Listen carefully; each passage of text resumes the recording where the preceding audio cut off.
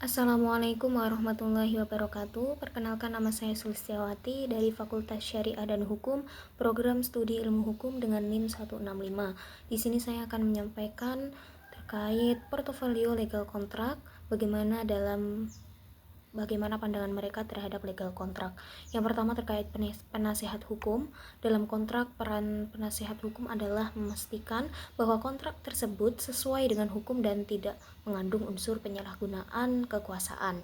Penasihat hukum juga membantu kliennya dalam memahami isi kontrak dan memastikan bahwa hak-hak mereka dipertahankan, seperti mendampingi tersangka, mengajukan eksepsi, membantu tersangka dalam sidang, mengawasi proses hukum. Kemudian yang kedua, konsultasi hukum. Konsultasi hukum memiliki peran penting dalam penyusunan kontrak, terutama dalam transaksi IPO. Mereka melakukan pemeriksaan hukum atau terhadap calon perusahaan terbuka, anak perusahaan, dan pemegang saham terhadap hukum. Tugas lainnya meliputi pemeriksa prospektus ringkas, dan seluruh dokumen perjanjian. Mereka juga memberikan pendapat hukum yang independen untuk melindungi investor dari kerugian. Yang ketiga terkait analisis kontrak PKS, SPK, MOU. Secara keseluruhan, analisis kontrak PKS, SPK, dan MOU berperan penting dalam melindungi hak dan kepentingan para pihak yang terlibat dalam perjanjian, kemudian mencegah terjadinya perselisihan hukum di kemudian hari, memastikan kelancaran dan efektivitas pelaksanaan perjanjian. Oleh karena itu, penting untuk melibatkan ahli hukum atau analisis kontrak dalam proses pembuatan dan analisis kontrak PKS, SPK, dan MOU untuk memastikan keabsahan dan kekuatan hukumnya. Yang keempat, pengelola dokumen legal.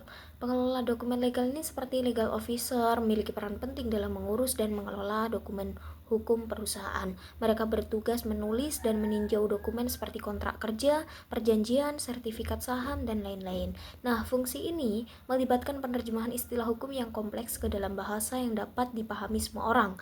Dengan demikian, pengelolaan dokumen legal memastikan bahwa dokumen-dokumen tersebut sesuai dengan peraturan perundang-undangan dan memperlihatkan keabsahan hukum. Mereka juga harus memiliki kemampuan berpikir kritis dan analisis yang baik untuk mengidentifikasi risiko dan memberikan nasihat hukum yang tepat. Kemudian, mitigasi risiko aspek hukum.